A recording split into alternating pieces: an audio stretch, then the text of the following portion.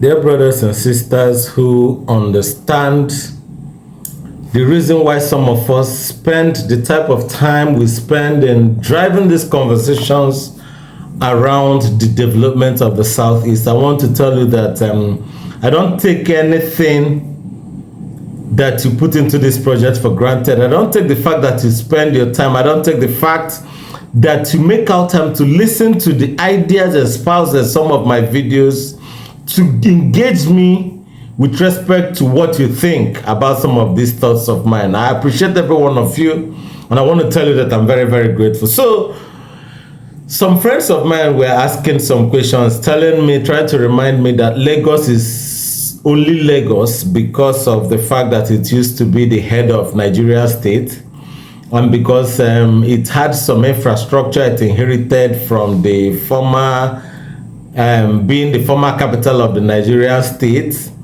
and that Lagos is being developed in that manner because our people are migrating to that place out of circumstance. So I don't argue with this line of thought. These are facts that are very, very verifiable. But then I want to call our attention to another part to this conversation. The man you elected in the Southeast to be your governor, the man you elected to be your House of Assembly member, the man you elected to be your senator, the man you elected in some cases to be your local government chairman, councillor, and then for some appointed. But then in all of this, they were all called into those positions to serve the Southeastern people.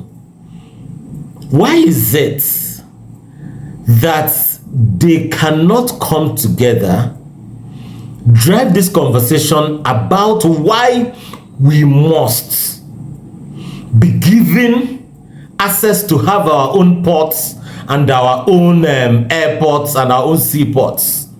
Then, if the federal government refuses to grant this, they can come back to their various states, mobilize silently the citizens to protest against the federal government, that we are being marginalized for no just cause. The reason is that most of these political office holders don't really have much stakes in the Southeast. I would want to ask you, how many of these political office holders since 1999, let me just come close, since 1999 is primarily based in the Southeast? Majority of them are based in Lagos, they are based in Abuja, and majority are based overseas. So for them, it's a 4 years business, it's an 8 years business, after which they'll go to the Senate and go and live in Abuja. So they don't even see this project as their project that they should put in energy into chasing. And this is going to continue years on end until the Southeastern people stand up and tell these political office holders that enough of all this. If you dare stand up that you want to lead us, we don't have any problem with that. But we want you to know that you owe us duty, and we are going to lead us from the front, and we're going to follow you all the way down, because whatever you'll be doing at that time would be in the interest of the people. The healthcare institutions in the Southeast, how many of them patronize them? The government-owned ones. The public-owned schools, how many of these politicians and their wards patronize them? These are the conversations. How many of them drive on the Nigerian roads? Majority of them are always flying from one point to the other, private jet and the rest of them. So you should understand why these people don't owe you any form of allegiance to a very large extent, because you've not stood up to tell them that they die Ozuolano. It's enough. We need you people to provide this leadership. We have Dr. Alex Otti. We have Senator Hope Uzodimma. We have Mr. Francis Nwifuru. We have Barrister Mbah. We have Professor Charles Soludo. These are the people that the development of the Southeast falls acutely upon.